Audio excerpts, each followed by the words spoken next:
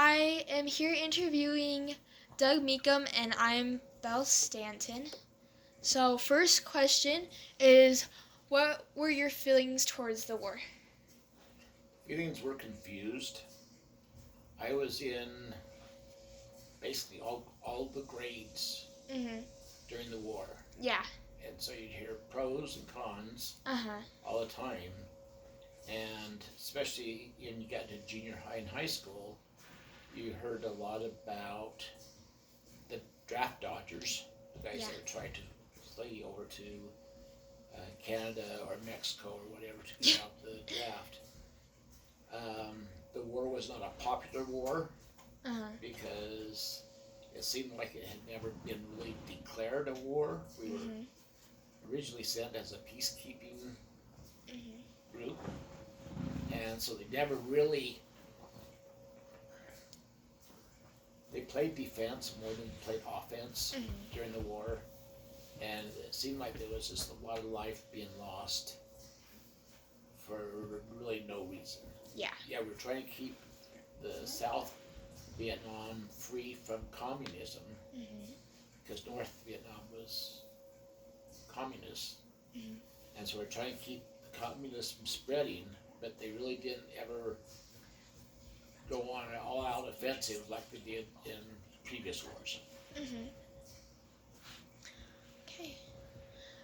Did you have any stories that your friends or your brother came back and told you? I do have stories from my brother.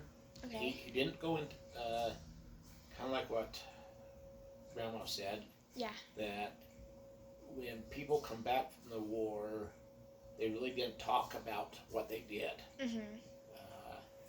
My brother was fortunate in that he didn't go into Vietnam. He went to Guam, Mm-hmm. and he was supposed to be an electrician's expert, but he ended up loading bombs on B-52 bombers so they could go over to wherever to unload the bombs. Yeah. And so it was just a lot of hard work for him. You know, they had equipment and stuff to help load the bombs, but you just know that these hundreds of bombs that you load a day are going to do some mass destruction. Yeah. And you said that he joined the army to not get drafted, right? Right. His um, back in the days when they had the draft, you had a draft number, then you had various things that could be used as delays for the draft. Mm-hmm. Okay. Back then, for an LDS church, you could have 2 missionaries a year go on a mission, and they would be deferred being drafted until they got back from their mission. Yeah. Then if you were a full-time student, you could be deferred for the period of time that you were a student. As long as it was a course that was not just generals. Okay? So, like in college? Yeah. So he was deferred his first 2 years. He got home and his draft number was quite low. And so he figured it'd be better to join and go into the Air Force rather than be drafted into the Army. Yeah. So he joined into the Air Force. When you joined, you were in for more time. Yeah. When you were drafted, it was like 2 years. Uh-huh. When you joined, it was like 4 years. Yeah. Okay, cool. How did it affect the way that you lived life, do you think? A lot, especially after he was in the Air Force and over in Guam. Yeah. Because it also becomes real life, and you look forward to letters coming home or occasional phone calls just to make sure that they are okay. Yeah. I had some older friends that were drafted, and I don't know if they were okay or not. You just know they were drafted and they're gone, and Yeah. you kind of lose track of them, kind of like when you graduate from high school. Yeah. You completely lose track of all your friends overnight, Mhm. and that was kind of a strange situation. But it was kind of the same thing when someone was drafted. They just were gone, and unless you were keeping track of them specifically, you didn't really hear anything. But my dad watched the news every night, and on the 10 o'clock news they would have an update telling you how many recorded deaths were in the war. Yeah. From our side. Yeah. So you'd hear that there was 20 deaths, and that 5 of them were from Utah, or you heard 10 deaths, and there was whatever. And so on the late news, they would tell you how many recorded deaths there were. Yeah. And that was always a solemn thing, because as I was getting close to signing up for the draft and getting my draft card, it was a sobering thought that in a year, basically, I could have been drafted, and that could be me. Yeah. But you got a draft card, didn't you? I did. But you were only 17. Well, you sign up for the draft when you're 17. Uh-huh. You then have, I think the draft was 19. I can't remember if it was 18 or 19. 18 or 19, I don't remember. I think it was 18. 18, whatever. But I never got a draft number. Okay. Because the war ended before it got to that point for my birth date or whatever. But I had to maintain my draft status for,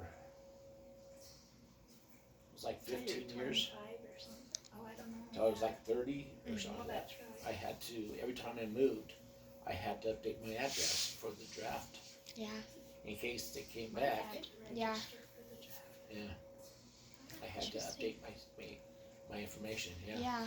That's scary. Were you scared that you might be called, or were you just kind of... It was nervous because right towards the end, things started to escalate a lot. Yeah. And you just, 2 years I could be over there type thing. And you wonder, it's scary because war is war, and there's not... It's not like a video game. Yeah. You just don't. If we had video games. Yeah, you don't just play a new game and you start up with 10 new lives. Yeah. Okay. How did everyday conversations change because of the war, or did you see a change? I didn't see a change. Uh-huh. I just saw a progression. Okay. As you got older, it became more part of life. When you start watching the news and you hear how many people died or whatever, when you get to like high school, it really becomes a matter of fact type thing. Yeah. Where in elementary schools, you didn't really think about that. After my brother was, after he had joined and sent over to Guam, it becomes even more, every time when we have family prayer, we'd always ask Bob. Yeah. He'd be protected. Yeah. And his wife went over with him, and they had one son at that point, and the second son was born over there. Oh, really? In Guam. Yeah. And even though they were away from the war, they were a target. Yeah. So if they were to bomb Guam to slow down the bombings, Yeah. it could wipe out his whole family. So Yeah. it was a nervous Yeah. thing. Scary.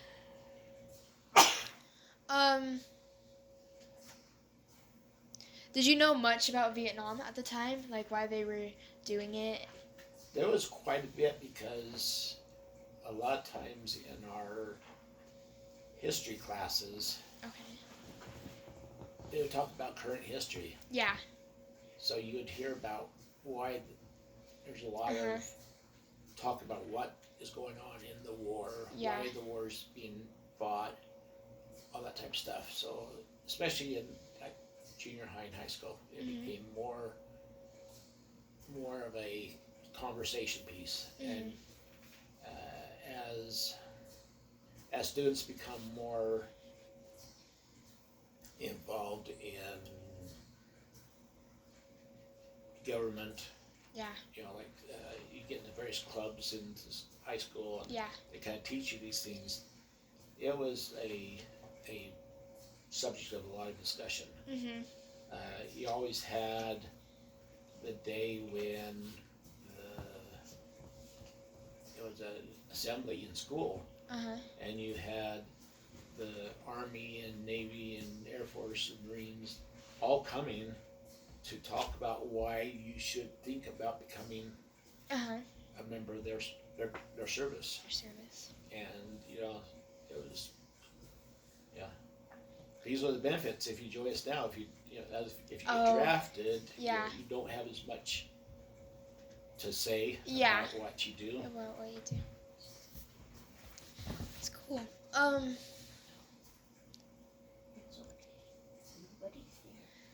So did you hear about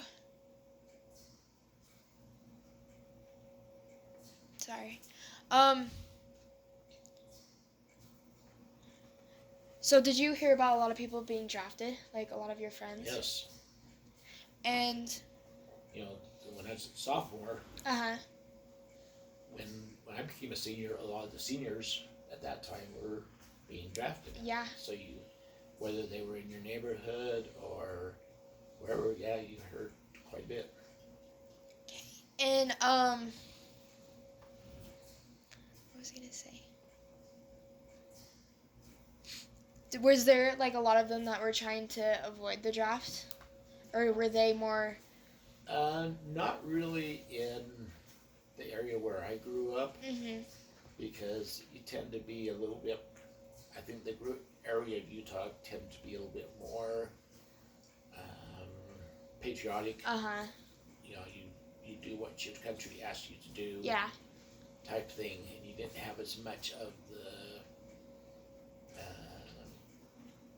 I don't know if you want to call it the hippie or the Yeah. group that was kind of trying to avoid the war. Mhm. You know, there's always on the news at least Mhm. once a week, once a month, or whatever.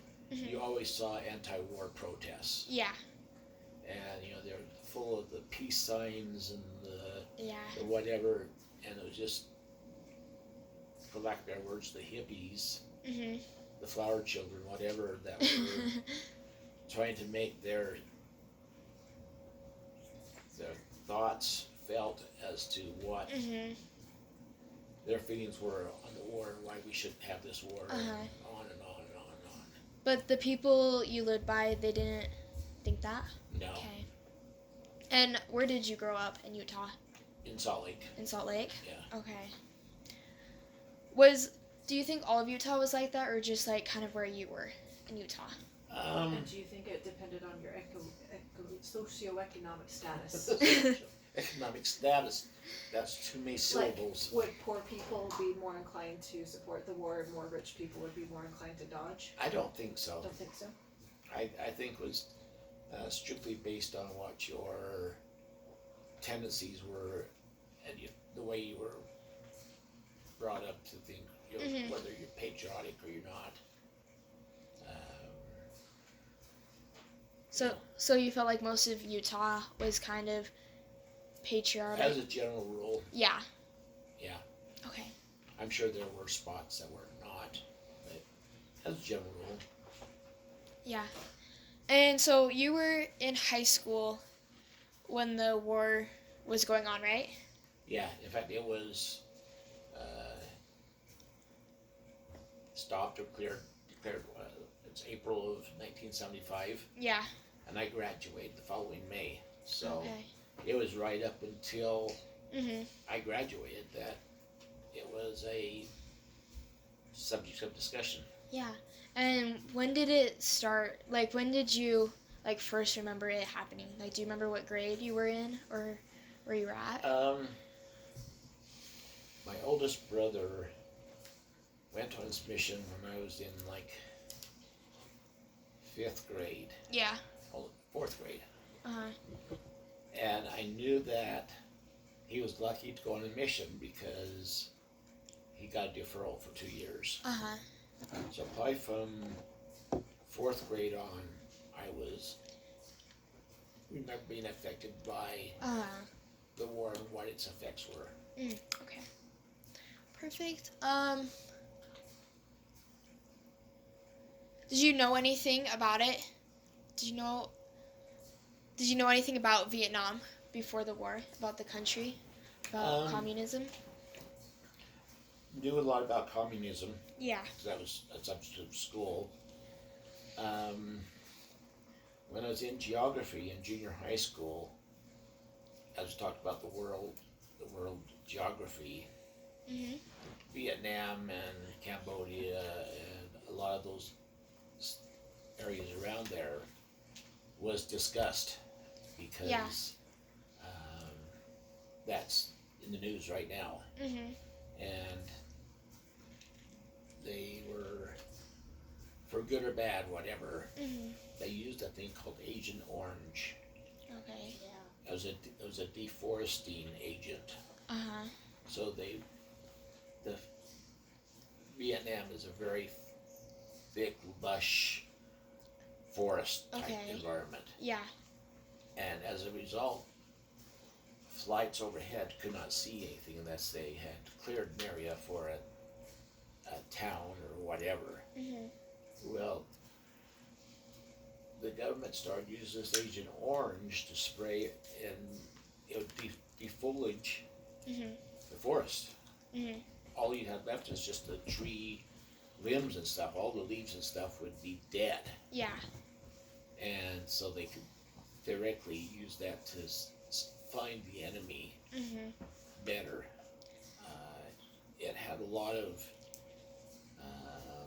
long-term effects from people that I've known since then Oh, who really? had a lot of medical problems that Yeah. wasn't immediately accepted by the government as a Oh. reason for their problems, but after so many, it was just obvious. Yeah. So the government had to start taking some Uh-huh.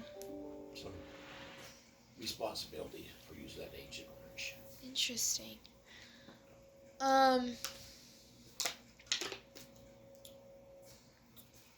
In what ways do you think Vietnam War heightened tensions in the United States?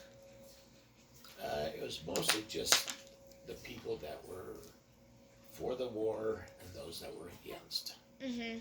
And it was such a strong polls whether you were for or against the war. Mhm. And there was a lot of clashes that would take place in the places that had these sit-ins or whatever they were doing to protest the war. And the big ones were, of course, always get the publicity on the news. Mhm. And the news tended to be on the conservative side, Okay. where it seemed that if it wasn't the news, they were not as conservative as the news was. Yeah.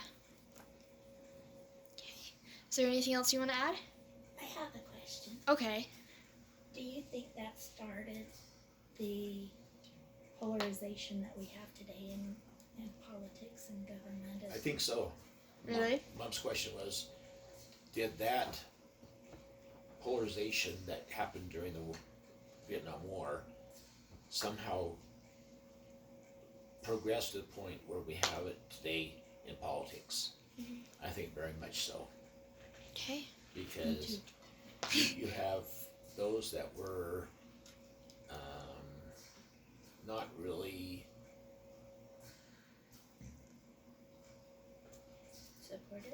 supportive of the war, and those that weren't supportive. And in the various, I don't know if you want to call them wars or things that we've had since. Economies and, political Yeah, areas. political unrest that we have in the world today, and they think about a war as you think about things over in Ukraine right now. You know, those poor guys are getting by on a song and prayer. You figure the width and breadth of Russia or USSR or whatever, I don't know what they. It's Russia. It's Russia, yeah. That's Russia being pulled down on this little tiny country. Yeah. And they're doing their best to keep it going. Yeah. Unfortunately, they had not become part of NATO, so they don't have the guaranteed support of the NATO countries.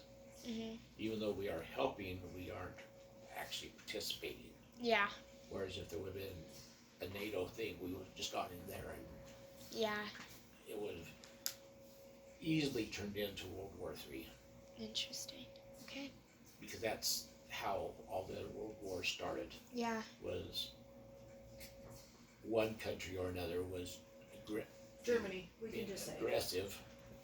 Well, you had Germany, you had Russia, you had Japan, you had Germany started it. a lot of them. Yes. So yeah, it is. Whenever you have an aggressor, and if it's a big situation, it's a big deal. Okay. And we could very easily, if we get caught in a situation where we are responsible for defending someone, we could have the draft back. Yeah. In just a matter of days. Yeah. Okay. Great. Thank you for letting me interview you. You're welcome.